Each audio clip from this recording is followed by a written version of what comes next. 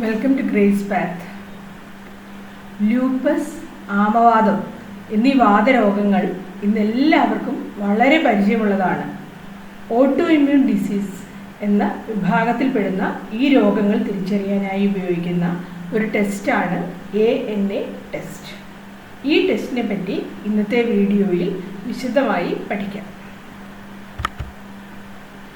Anti nuclear antibodies അഥവാ ANA. മുൻപ് പലതവണ പറഞ്ഞിട്ടുള്ളതുപോലെ ശരീരത്തിന് പുറത്തു നിന്നും അകത്തേക്ക് പ്രവേശിക്കുന്ന ബാക്ടീരിയ, വൈറസസ്, അലർജൻസ് ഇവയ്ക്കൊക്കെ എതിരെ പ്രതിരോധ വ്യവസ്ഥ പുറപ്പെടുവിക്കുന്ന പ്രോട്ടീനുകളാണ് ആൻറ്റിബോഡികൾ. സാധാരണഗതിയിൽ ഇവ സ്വന്തം ശരീരത്തിന് ദോഷം ചെയ്യുന്നവയല്ല. എന്നാൽ ചില പ്രത്യേക രോഗാവസ്ഥകളിൽ നമ്മുടെ ശരീരത്തിലെ തന്നെ കോശങ്ങൾക്കെതിരെ പ്രവർത്തിക്കുന്ന ആൻറ്റിബോഡികൾ ഉൽപ്പാദിപ്പിക്കാൻ ഇടയാകും.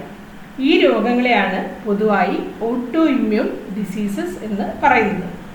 ഇത്തരത്തിൽ ഉൽപ്പാദിപ്പിക്കപ്പെടുന്ന ഒരു ആൻറ്റിബോഡിയാണ് ആൻറ്റി ന്യൂക്ലിയർ ആൻറ്റിബോഡി അഥവാ ANA.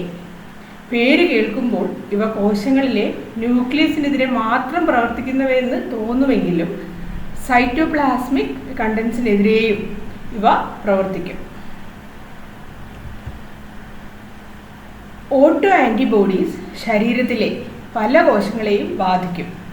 രക്തകോശങ്ങൾ, ചർമ്മം, സന്ധികൾ, വൃക്കകൾ, ശ്വാസകോശം, നാഡീവ്യവസ്ഥ മുതലായ എല്ലാ ഭാഗങ്ങളെയും ഇത് ബാധിച്ച് ഗുരുതരമായ രോഗങ്ങൾക്ക് കാരണമായി തീരുകയും ചെയ്യാം.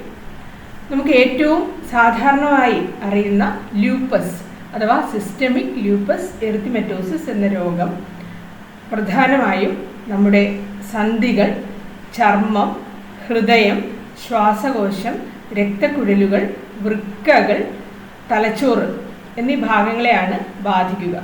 അതുപോലെ തന്നെ ആമവാദം എന്നറിയപ്പെടുന്ന റൂമറ്റോയിഡ് ആർത്രൈറ്റിസ് പ്രധാനമായും നമ്മുടെ സന്ധികളെയാണ് അഫക്റ്റ് ചെയ്യുക. സന്ധികൾക്ക് നീര്, വേദന, അതുപോലെ തന്നെ സ്റ്റിഫ്നെസ് അങ്ങനെയായിരിക്കും അത് പ്രസൻറ്റ് ചെയ്യുക. പ്രത്യേകിച്ചും നമ്മുടെ റിസ്റ്റ്, അതുപോലെ കൈകളിലെയും മറ്റ് ചെറിയ സന്ധികൾ ഇവയായിരിക്കും പ്രധാനമായും ബാധിക്കുക. അതുപോലെ സ്ക്ലീറോഡെർമ എന്നറിയപ്പെടുന്ന മറ്റൊരു ഓട്ടോ ഇമ്മ്യൂൺ ഡിസീസ് പ്രധാനമായും നമ്മുടെ ചർമ്മത്തെയും രക്തക്കുഴലുകളെയുമാണ് ബാധിക്കുക. അതുപോലെ ജോഗ്രൻ സിൻഡ്രോം എന്നറിയപ്പെടുന്ന ഒന്ന് ഗ്രന്ഥികളെ, പ്രത്യേകിച്ച് നമ്മുടെ കണ്ണീർ ഗ്രന്ഥിയെയും ഉമിനീർ ഗ്രന്ഥിയും മറ്റുമാണ് അഫക്റ്റ് ചെയ്യുക. ഇനി എന്തൊക്കെയാണ് ഈ ഓട്ടോ ഇമ്മ്യൂൺ ഡിസീസസിൻ്റെ പ്രധാന ലക്ഷണങ്ങൾ? പനി, അതുപോലെ തൊലിപ്പുറമേ വരുന്ന റാഷസ്, ചിലപ്പോൾ കുമിളകൾ പോലെ ബ്ലിസ്റ്റേഴ്സ് ആയിട്ട് കാണപ്പെടാം, ചിലപ്പോൾ കളർ ചേഞ്ചസ് ആയിരിക്കും. നമുക്കറിയാം, നമ്മൾ സാധാരണയായി അറിയപ്പെടുന്ന ലൂപ്പസ് എന്ന രോഗം ഒരു ബട്ടർഫ്ലൈ റാഷ് നമ്മുടെ മുഖത്ത് ഉണ്ടാക്കുന്നു. അതാണ് പ്രധാന ലക്ഷണമായി കാണുക. അതുപോലെ തന്നെ ജോയിൻറ്റുകളിൽ ഉണ്ടാകുന്ന വേദന, സ്റ്റിഫ്നെസ്, ക്ഷീണം ഇവയൊക്കെയാണ് പ്രധാന ലക്ഷണങ്ങൾ. ഒരേ രോഗമുള്ള രോഗികൾക്ക് തന്നെ പലതരം ലക്ഷണങ്ങളായിരിക്കും പ്രകടമാകുക. എങ്കിലും ഒന്നിലധികം അവയവ വ്യവസ്ഥകളെ ബാധിക്കുന്ന ലക്ഷണങ്ങൾ പ്രകടമായാൽ ഓട്ടോ ഇമ്മ്യൂൺ ഡിസീസ് ആകാനുള്ള സാധ്യത കൂടുതലായി നമ്മൾ പരിഗണിക്കണം. അതുപോലെ ചില സമയത്ത് ചില പ്രത്യേക ഓർഗൻസിനെ മാത്രം എഫക്റ്റ് ചെയ്യുന്ന ഓട്ടോ ഇമ്മ്യൂൺ ഡിസീസസും വരാം. ഉദാഹരണമായിട്ട് തൈറോയിഡിനെ ബാധിക്കുന്ന ചില ഓട്ടോ ഇമ്മ്യൂൺ ഡിസീസുകളാണ് ഗ്രേവ്സ് ഡിസീസ്, ഹാഷിമോട്ടോസ് തൈറോയിഡൈറ്റിസ് എന്നിവ. അതുപോലെ തന്നെ നമ്മുടെ കരളിനെ ബാധിക്കുന്ന ഓട്ടോ ഇമ്മ്യൂൺ ഹെപ്പറ്റൈറ്റിസ് ഇവയൊക്കെ ഉദാഹരണങ്ങളാണ്. ഇനി നമുക്ക് ANA ടെസ്റ്റിനെ പറ്റി പറയാം. അതായത് ആൻറ്റി ന്യൂക്ലിയർ ആൻറ്റിബോഡി ടെസ്റ്റ്. രോഗലക്ഷണങ്ങളിൽ നിന്നും ശാരീരിക പരിശോധനകളിൽ നിന്നും ഓട്ടോ ഇമ്മ്യൂൺ ഡിസീസ് സംശയിക്കുന്ന രോഗിക്ക് അവരുടെ രക്തത്തിൽ ആൻറ്റി ന്യൂക്ലിയർ ആൻറ്റിബോഡി ടെസ്റ്റ് ചെയ്യാം. ഈ ആൻറ്റിബോഡീസ് പ്രധാനമായും IgG എന്ന വിഭാഗത്തിൽ പെടുന്നവയായിരിക്കും. എന്നാലും IgMോ IgAയോ കാണപ്പെടാം. രണ്ട് തരത്തിലാണ് ഈ ANA ടെസ്റ്റ് സാധാരണ ചെയ്യുക. ഒന്ന് ജനറിക് അസേ എന്ന് പറയും. അതായത് നമുക്ക് സ്പെസിഫിക് ആയിട്ട് ഏത് രോഗമാണെന്ന് കണ്ടെത്താൻ സാധിക്കുകയില്ല, എന്നാൽ ഒരു ഓട്ടോ ഇമ്മ്യൂൺ ഡിസീസ് ഉണ്ടെന്ന് കണ്ടെത്താനായിട്ട് കഴിയും. മറ്റൊന്ന് ആൻറ്റിജൻ സ്പെസിഫിക് അസേ ആണ്. ഇത്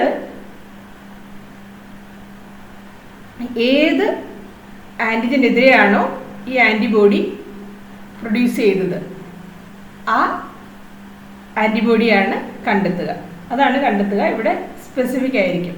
അതിന് എക്സാമ്പിളാണ് നമ്മുടെ DS-DNA ടെസ്റ്റ്. SLEക്കും മറ്റും നമ്മൾ ഉപയോഗിക്കാറുള്ള DS-DNA ടെസ്റ്റും എല്ലാം ആൻറ്റിജൻ സ്പെസിഫിക് അസേ എന്ന ഗ്രൂപ്പിൽ വരും. ഇനി പലതരം ടെസ്റ്റുകൾ, അതായത് എലൈസ പോലെയുള്ള പല ടെസ്റ്റുകളും ANA ടെസ്റ്റിനായിട്ട് ഉപയോഗിക്കുമെങ്കിലും ഏറ്റവും അതിൽ പ്രാധാന്യം അർഹിക്കുന്ന ഒന്നാണ് ഇൻഡയറക്റ്റ് ഇമ്മ്യൂണോഫ്ലൂറസൻസ് ടെസ്റ്റ്. ഇൻഡയറക്റ്റ് ഇമ്മ്യൂണോഫ്ലൂറസൻസ് ടെസ്റ്റ് വഴി 2 തരത്തിലാണ് നമ്മൾ ANA റിപ്പോർട്ട് ചെയ്യുക. ഒന്ന് ടൈറ്ററായിട്ട്, അതായത് എത്രത്തോളം ANA ബ്ലഡിലുണ്ട് അതാണ് ടൈറ്ററായിട്ട് റിപ്പോർട്ട് ചെയ്യുക. മറ്റൊന്ന് പാറ്റേൺ, അതായത് എങ്ങനെയാണ് ഈ ആൻറ്റിന്യൂക്ലിയർ ആൻറ്റിബോഡി സെല്ലിൽ അപ്പിയർ ചെയ്യുന്നത് ആ പാറ്റേൺ ആയിട്ടും ANA ടെസ്റ്റ് റിപ്പോർട്ട് ചെയ്യാറുണ്ട് നമ്മൾ ഇൻഡയറക്റ്റ് ഇമ്മ്യൂണോഫ്ലൂറസൻസ് ടെസ്റ്റ് ചെയ്തതിന് ശേഷം. നമുക്ക് ടൈറ്റർ എങ്ങനെയാണ് ഒന്ന് നോക്കാം. ഇവിടെ രോഗിയുടെ ബ്ലഡ് സാമ്പിൾ, അതിലെ സീറം നമ്മൾ 140, 180, 160 ഇങ്ങനെയുള്ള ഡൈല്യൂഷൻസിൽ ഡൈല്യൂട്ട് ചെയ്ത്, ഡബിൾ ഡൈല്യൂഷൻസിൽ ഡൈല്യൂട്ട് ചെയ്താണ് ടെസ്റ്റ് ചെയ്യുന്നത്.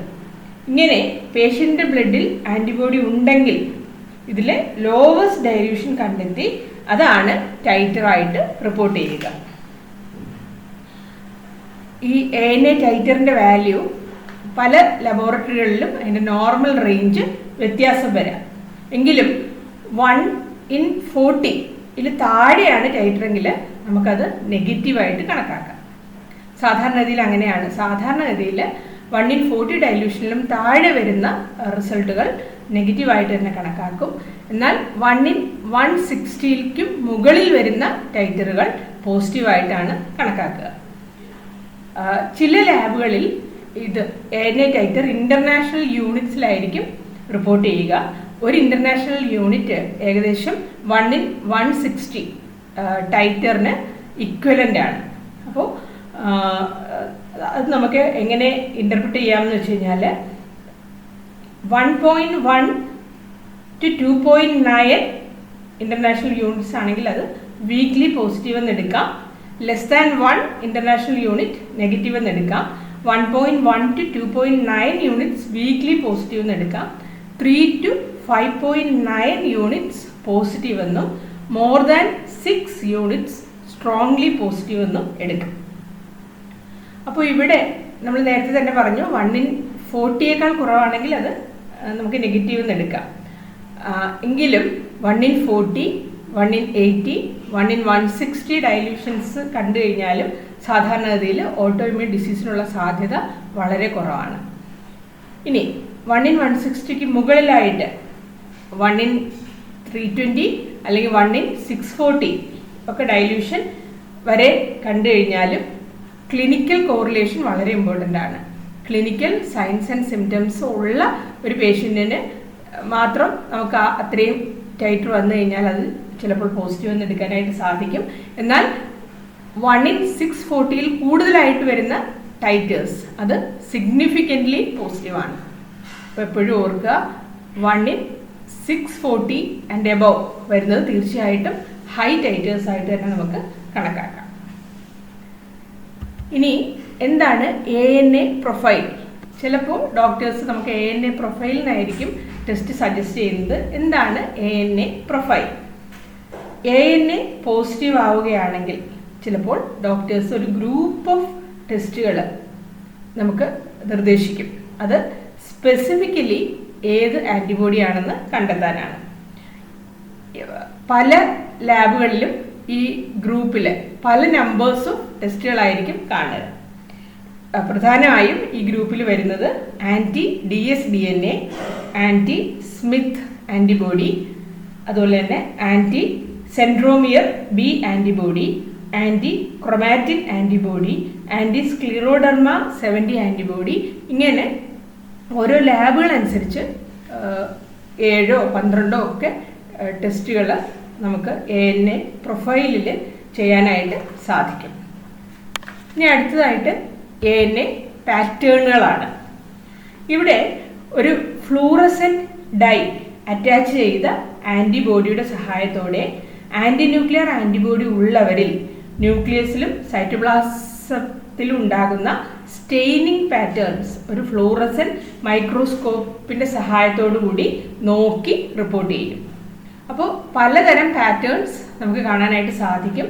ഹോമോജീനസ്, സ്പെക്കിൾഡ്, പെരിഫറൽ റിം, സെൻട്രോമിയർ, ന്യൂക്ലിയോളാർ, അങ്ങനെ മിക്സഡ്, ഇങ്ങനെ പലതരത്തിലുള്ള പാറ്റേൺസ് ആയിരിക്കും ഇത്തരത്തിൽ റിപ്പോർട്ട് ചെയ്യപ്പെടുന്നത്. ഇതിൽ ഏറ്റവും കോമൺ ആയിട്ട് കാണുന്ന പാറ്റേൺ ഹോമോജീനസ് ആണ്. നമുക്ക് ആ ചിത്രത്തിൽ കാണാം, ആ സെല്ലിൽ ഫുൾ ആ ഫ്ലൂറസെന്റ് ഡൈ കാണുന്ന ഒരു പാറ്റേൺ ആണ് ഹോമോജീനസ്. അതുപോലെ സ്പെക്കിൾഡിൽ ഡോട്ട്സ് ആയിട്ട് കാണാം. അതുപോലെ തന്നെ പെരിഫറൽ എന്ന് പറയുമ്പോഴത്തേക്ക് ഒരു റിം പോലെ, പെരിഫറിയിൽ മാത്രം ഒരു റിം പോലെ ആയിട്ടായിരിക്കും അത് കാണുക. അപ്പോൾ അങ്ങനെ പലതരത്തിലുള്ള പാറ്റേൺ നമുക്ക് കാണാനായിട്ട് സാധിക്കും. ഈ ഓരോ പാറ്റേണും ഓരോ ഡിസീസിന് പ്രത്യേകതയായിട്ട് കാണാൻ പറ്റും. ഉദാഹരണമായിട്ട് നമ്മൾ പറഞ്ഞു ഏറ്റവും കോമൺ ആയിട്ട് കാണുന്ന ഹോമോജീനസ് പാറ്റേൺ നമ്മുടെ SLE അതായത് ലൂപ്പസ് രോഗത്തിൻ്റെ ഒരു പ്രത്യേകതയാണ്. ലൂപ്പസ് രോഗത്തിൽ പ്രധാനമായിട്ടും ഈ ഹോമോജീനസ് പാറ്റേൺ ആയിരിക്കും കൂടുതലായിട്ട് കാണുക. അതുപോലെ തന്നെ ഈ പെരിഫറൽ റിം പാറ്റേണും ചിലപ്പോൾ SLEയിൽ കാണാൻ പറ്റും. അപ്പോൾ അതാണ് ഈ പാറ്റേണിൻ്റെ പ്രത്യേകത. ഇനി എങ്ങനെയാണ് ഈ ANA ടെസ്റ്റ് ഇൻ്റർപ്രറ്റ് ചെയ്യുന്നത്? നമ്മൾ നേരത്തെ പറഞ്ഞു ANA ടൈറ്റർ 1/40 താഴെ വരുവാണെങ്കിൽ നമുക്കത് നെഗറ്റീവായിട്ട് എടുക്കാൻ സാധിക്കും. പക്ഷെ ഒരു നെഗറ്റീവ് റിപ്പോർട്ട് കിട്ടിയാൽ പോലും നമുക്ക് ഓട്ടോ ഇമ്മ്യൂൺ ഡിസീസിനുള്ള സാധ്യത പൂർണ്ണമായിട്ടും തള്ളിക്കളയാനായിട്ട് കഴിയത്തില്ല. കാര്യം ചിലപ്പോൾ ഫോൾസ് നെഗറ്റീവ് വരാം. അതുപോലെ തന്നെ സ്റ്റിറോയിഡ്സ് കഴിക്കുന്ന രോഗികളിലും നെഗറ്റീവായിട്ട് റിപ്പോർട്ട് വരാനുള്ള സാധ്യതയുണ്ട്. അതുപോലെ ANA ടൈറ്റർ 1/160 കൂടുതലായാൽ പോസിറ്റീവായിട്ട് എടുക്കാം. എന്നാൽ ഓട്ടോ ഇമ്മ്യൂൺ ഡിസീസിന് പുറമെ മറ്റ് ചില അവസ്ഥകളിലും നമുക്ക് ലോ ടൈറ്ററിൽ പോസിറ്റീവായിട്ട് കാണാം. ഉദാഹരണമായിട്ട് ചില ഡ്രഗ്സ്, ഉദാഹരണമായിട്ട് ഫെനിറ്റോയിൻ, പെൻസിലിൻ തുടങ്ങിയ മരുന്നുകൾ, അതുപോലെ ചില വൈറൽ ഇൻഫെക്ഷൻസ്, ഉദാഹരണത്തിന് കോവിഡ്, അതുപോലെ hepatitis C, Epstein Barr virus തുടങ്ങിയ വൈറൽ ഇൻഫെക്ഷൻസ്, പിന്നെ ചിലതരം ക്യാൻസേഴ്സ്, അതുപോലെ ക്രോണിക് ഇൻഫെക്ഷൻസ്, ദീർഘകാലമായിട്ട് നിൽക്കുന്ന അണുബാധ, അതുപോലെ തന്നെ ക്രോണിക് ലിവർ ഡിസീസ്, ദീർഘകാലം നീണ്ടു നിൽക്കുന്ന കരൾ രോഗങ്ങൾ, ഇവയിലൊക്കെ ചിലപ്പോൾ ഒരു ലോ ടൈറ്റർ പോസിറ്റിവിറ്റി കാണാനായിട്ട് ഇടയാകാം. ഇനി 65 വയസ്സിന് മുകളിലുള്ള ആരോഗ്യമുള്ള ചില ആളുകളിൽ ANA പോസിറ്റീവായിട്ട് കാണാം. അപ്പോൾ നമ്മൾ ANA ടെസ്റ്റ് ഇൻ്റർപ്രറ്റ് ചെയ്യുമ്പോൾ ഈ കാര്യങ്ങളെല്ലാം ശ്രദ്ധിക്കേണ്ടതായിട്ടുണ്ട്. ആരോഗ്യമുള്ള ആളുകളിൽ തന്നെ 4% പേർക്ക് ANA പോസിറ്റീവ് ആകാം. അതുകൊണ്ട് തന്നെ ഒരു പോസിറ്റീവ് റിസൾട്ട് ഒരിക്കലും രോഗത്തിൻ്റെ ഉറപ്പല്ല. രോഗലക്ഷണങ്ങളുള്ള രോഗിക്ക് പോസിറ്റീവ് ടൈറ്ററും ആൻറ്റിബോഡി പാറ്റേണും കണ്ടാൽ രോഗമുണ്ടാകാനുള്ള സാധ്യത വളരെ കൂടുതലാണെന്ന് നമുക്ക് ഉറപ്പിക്കാം. അത് മറ്റ് കൺഫർമേറ്ററി ടെസ്റ്റുകൾ കൊണ്ട് ഉറപ്പിക്കേണ്ടതാണ്. കൃത്യമായ ചികിത്സയും തുടർ പരിശോധനയും ഓട്ടോ ഇമ്മ്യൂൺ ഡിസീസസ് മൂലമുണ്ടാകുന്ന സങ്കീർണതകളിൽ നിന്ന് നമുക്ക് രക്ഷ നൽകും. തീർച്ചയായും ഈ വീഡിയോ നിങ്ങൾക്ക് കുറച്ച് പുതിയ അറിവുകൾ പകർന്നു തന്നു എന്ന് കരുതുന്നു. അങ്ങനെ നിങ്ങൾ കരുതുന്നുവെങ്കിൽ ലൈക്ക് ചെയ്യുക, ഷെയർ ചെയ്യുക, സബ്സ്ക്രൈബ് ചെയ്യുക. അതുപോലെ തന്നെ നിങ്ങളുടെ അഭിപ്രായങ്ങൾ കമൻസ് ആയിട്ട് അറിയിക്കുക. Thank you.